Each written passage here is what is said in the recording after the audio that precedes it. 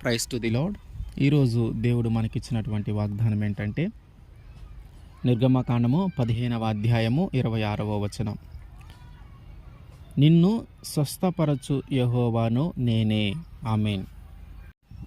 మన దేవుడు మాత్రమే మనల్ని స్వస్థపరచగలిగిన దేవుడు.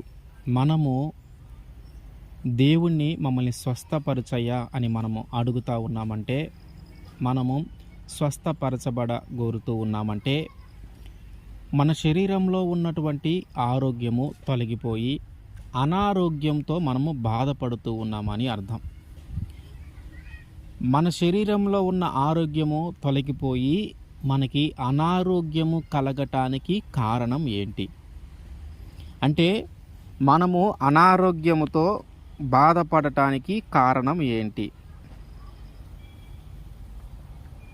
కీర్తన గ్రంథము 38వ అధ్యాయము 3వ వచనం.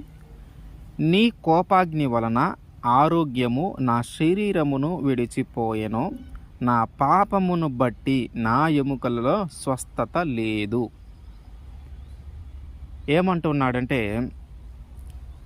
నీకు నా మీద కోపం వచ్చింది అంటే, దేవునికి మన మీద కోపము రావటాన్ని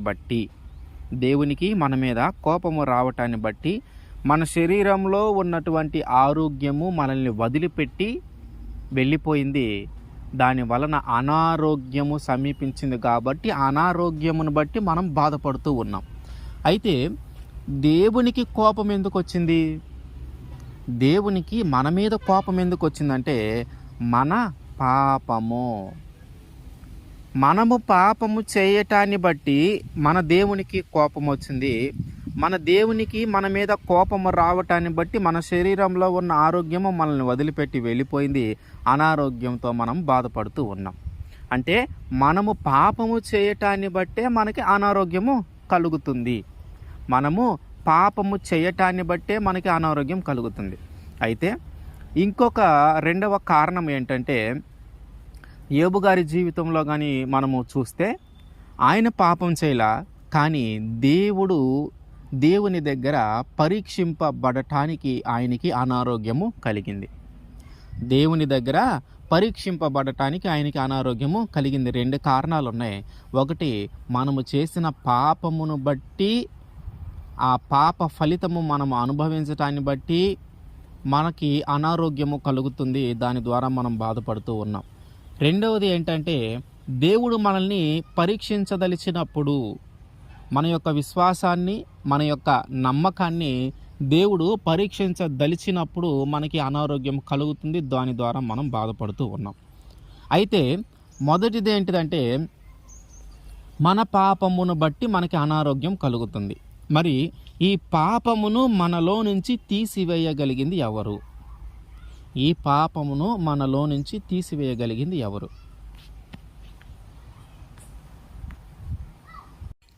మన పాపముల నుండి మనల్ని విడిపించగలిగింది యేసుక్రీస్తు వారు మాత్రమే.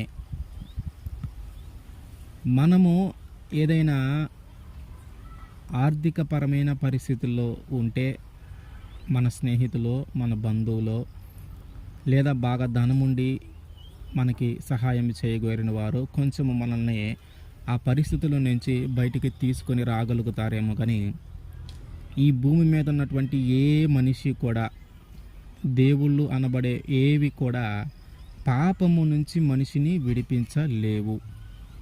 అయితే యేసుక్రీస్తు వారు మాత్రమే మనల్ని పాపము నుంచి విడిపించగలిగిన దేవుడు. మనకి అనారోగ్యము కలగటానికి మొదటి కారణం మనం చేసిన పాపము. మనము చేసిన పాపము మన మీద నుంచి ఎప్పుడైతే తొలగిపోతుందో అప్పుడు మన శరీరంలో నుంచి తొలగిపోయిన ఆరోగ్యము తిరిగి మన శరీరాన్ని చేరుతుంది. ఈ పాపము తొలగించబడటానికి నీకున్న ఒకే ఒక్క మార్గము యేసుక్రీస్తు వారు మాత్రమే. ఆయన మాత్రమే ఈ భూమి మీద ఉన్న మనుషులందరి పాపము నిమిత్తము ఆయన సిలువనెక్కి మరణించి తిరిగి లేచాడు. కాబట్టి ఆయన మాత్రమే పాపములను క్షమించగలిగిన అధికారము కలిగిన వాడు. కాబట్టి మనము ఒక పాపము చేసి దాని ద్వారా మనం ఒక వ్యాధిని, ఒక రోగాన్ని కానీ మనము పొందుకున్నప్పుడు దాని నుంచి మనము విడిపింపబడాలంటే మనలో పాపము లేకుండా ఉండాలి. మరి పాపము లేకుండా ఉండాలంటే మనము యేసుక్రీస్తు వారి యొద్దకు రావాలి.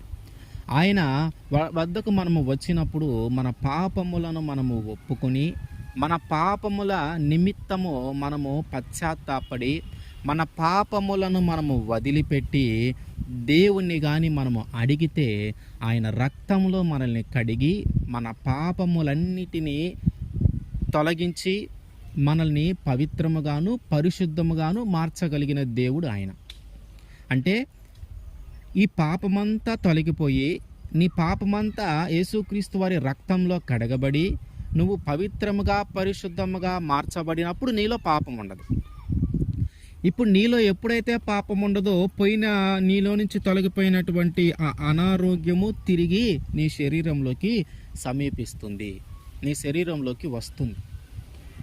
అంటే ఈ పాపము వలన వచ్చినటువంటి వ్యాధికి ఉపశమనము ఎక్కడుందాయా అంటే రక్షణలో ఉంది. అంటే నీ మనస్సు, నీ ఆలోచన, నీ తలంపులు మారటంలో ఉంది. నువ్వు ఎప్పుడైతే నువ్వు చేసిన పాపాన్ని గుర్తించి దానిని గురించి నువ్వు పశ్చాత్తాపడి యేసుక్రీస్తు వారి యొద్దకు వచ్చి నువ్వు దానిని ఒప్పుకొని దానిని విడిచిపెట్టి ఆయన రక్తంలో కడగబడతావో అప్పుడు నీలో ఆ పాపం తొలగిపోతుంది. కాబట్టి ఆ తొలగిపోయినటువంటి ఆరోగ్యము తిరిగి మన శరీరంలోకి వస్తుంది. రెండవ కారణము దేవుని చేత పరీక్షింపబడటము. దేవుని చేత పరీక్షింపబడుతూ ఉన్నప్పుడు మన యొక్క విశ్వాసము ఎంత ఉంది, మన యొక్క నమ్మకము ఎంత ఉంది అనేది పరీక్షింపబడుతుంది. ఎందుకంటే శోధనలు, మనం ఏ తప్పు చేయకుండా మన మీదకి ఒక శోధన వచ్చిందంటే మనకి చాలా బాధ కలుగుతుంది. మనకు ఒక రోగము రావటానికి మన వైపు నుంచి ఎట్లాంటి కారణము లేదు. మనం ఏ తప్పు చేయలా, మనం ఏ పాపము చేయలా, కానీ మనకు ఒక రోగం వచ్చిందంటే మనకి చాలా బాధ కలుగుతూ ఉంటుంది. నేనేం చేయలేదు, అయినా నాకు దేవుడు ఇట్లాంటి శ్రమలు అనుమతిస్తూ ఉన్నాడు అని మనం బాధపడుతూ ఉంటాం. అయితే ఎప్పుడైతే ఆ శ్రమలు, ఆ వ్యాధులు, ఆ బాధలు మనకు వస్తూ ఉన్నాయో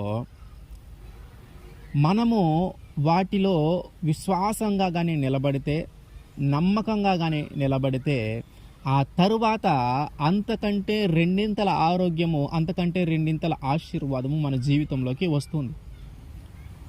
అప్పుడు శోధింపబడిన మీదట సువర్ణముగా మనము మార్చబడతాం. రెండవ దాంట్లో పరీక్షింపబడటానికి జరుగుతూ ఉన్న సందర్భంలో మనం ఎంతగా శోధింపబడతామో అంతగా తర్వాత సువర్ణము వలె మనము మార్చబడతాం. మనకి అనారోగ్యము కలిగి మనము బాధపడటానికి రెండు కారణాలు ఉన్నాయి. ఒకటి మనం చేసిన పాపము, రెండు దేవుని చేత పరీక్షింపబడటము. మనం చేసిన పాపానికి ప్రాయశ్చిత్తం మనం చేసుకోవాలా, అది యేసుక్రీస్తు వారి ద్వారా మాత్రమే జరుగుతుంది. రెండు, దేవుని చేత పరీక్షింపబడుతూ ఉన్నామంటే ఆ శోధనలో మనము నిలబడాలా. మనలో ఉన్నటువంటి విశ్వాసాన్ని మనం కోల్పోకూడదు. దేవునికి మన మీద ఉన్న నమ్మకము, మనకి దేవుని మీద ఉన్న నమ్మకము మనం కోల్పోకూడదు.